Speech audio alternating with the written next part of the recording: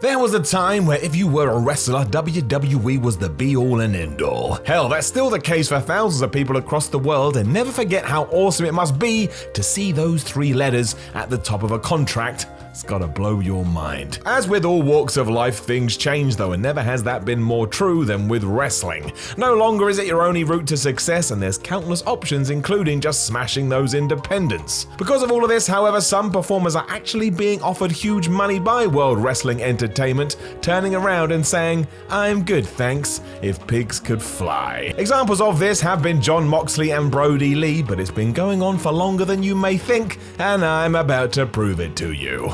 I'm Simon from What Culture. This is 10 wrestlers who turned down WWE contracts. Number 10, Rurt Angle. A curveball to begin with, as this happened when the choice of pathways weren't as flush as they are now. All the way back in 1996, after Rurt Angle had won an Olympic gold medal with a broken frickin' neck, the then WWF were all over him, and why wouldn't they have been? Angle was a freak athlete and at the very least would have given any promotion a real kick in the ass. The problem was, Kurt wasn't into it. As well as being disgusted at an ECW show when Raven and Salmon had that crucifixion angle, when he sat down with Vince McMahon later on, he had one simple request. During a meeting where he was allegedly offered a 10-year deal, Angle looked the chairman of the board right in the eye and said if he was going to sign this, he needed guarantees he wasn't going to lose, because that would be unrealistic.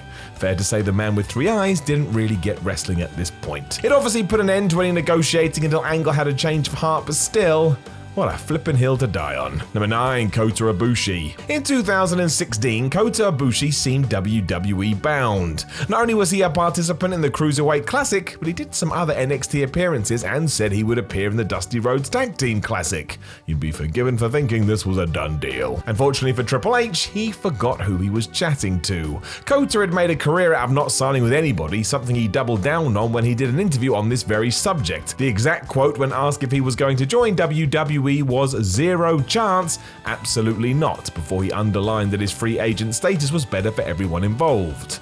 I doubt somebody else saw it that way. Of course, only a few years later we found ourselves in an environment where this wasn't going to last. The arrival of All Elite Wrestling saw both companies try to keep talent down, which surprisingly also saw Ibushi pledge allegiance to New Japan. Will we ever see him in WWE now? I say no. Number 8, Sting. Fair play to Sting. The man knew his worth and was so true to his own beliefs he couldn't be bought. We could all stand to be a little bit more like the Stinger.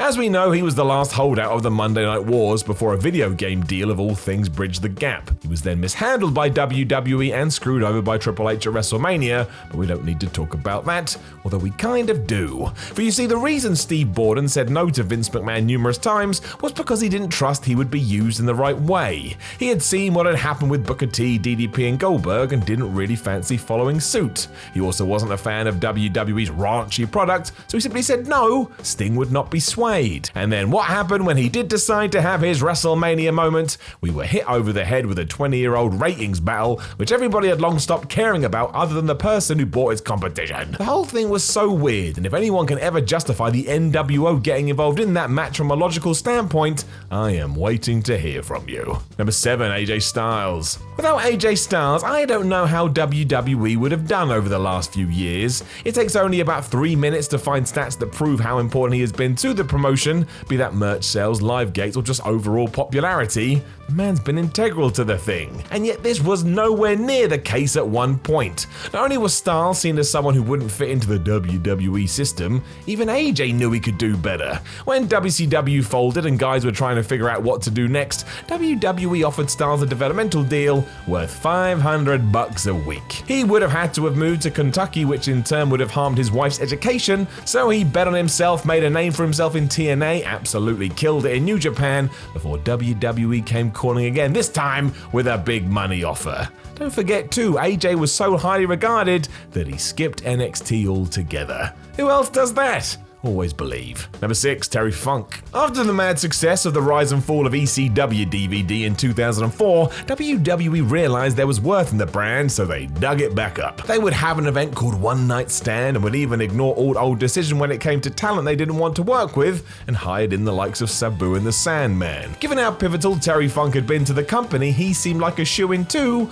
and yet when Paul Heyman called to offer him a spot, the Funkster said no. This was not the answer anybody was expecting. In true old school fashion though, this wasn't Terry playing the political card or even causing a fuss. He was already booked for Shane Douglas's House of Hardcore show, and that's how he rolled. If your diary is filled, your diary is filled. When it cropped around the following year, Funk didn't have to think twice, and he was back being his old crazy self. You gotta love him, and I do believe he's retiring again this weekend for the 10,000th time. Number 5, Carlito. Ever since he left WWE in 2010, rumors always seem to appear every few months that Carlito is on his way back. So you sit there patiently waiting for someone to have apples spat in their face, and yet ever since we've been living in a fruit-free zone. Sucks. Even in October 2019, this happened when Savio Vega of all people reappeared to say that yes, Mr. Caribbean Cool would be making his way back to World Wrestling Entertainment.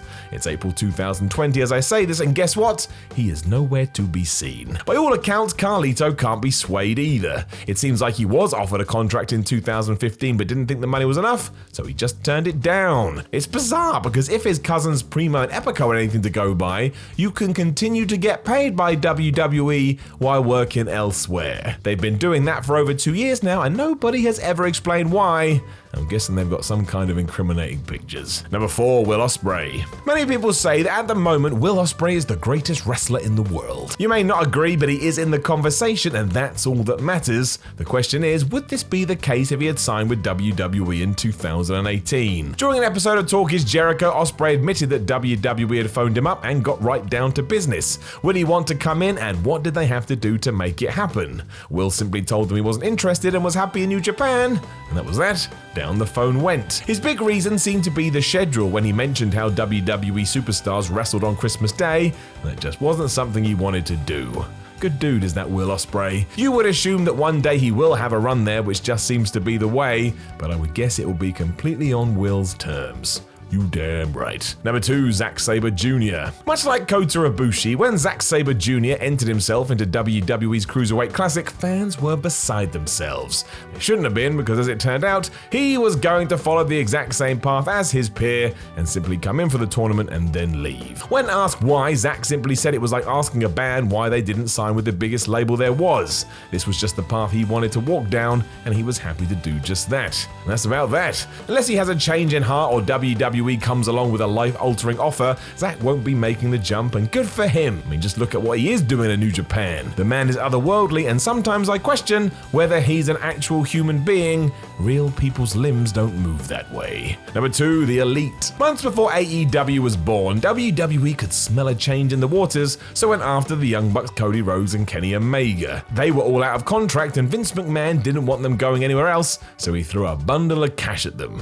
There was even murmurings that Triple H told Matt and Nick Jackson if they didn't like their creator after a few months, they could leave, and that is mad. It was more bonkers as their YouTube show Being the Elite would also get a WWE Network slot, and the same kind of riches were offered across the board and to Hangman Page, which would have been unreal. The thing is though, all these guys saw a different direction for their future. They wanted to make a mark on the wrestling business by starting a new company, and we all know what's happened with that. Omega has said in interviews he's certainly not against the idea at some point, but also made it clear if it never happens, he doesn't see it as some sort of miss. Given that All Elite Wrestling is going from strength to strength, there's every chance it's now do or die for everyone there, but good for them. Number 1, Brock Lesnar. Brock Lesnar is painted as a mercenary these days, somebody who only cares about the cash and will hold WWE up for more of it whenever and wherever. However, you can't throw that accusation at the beast who existed in the early 2000s.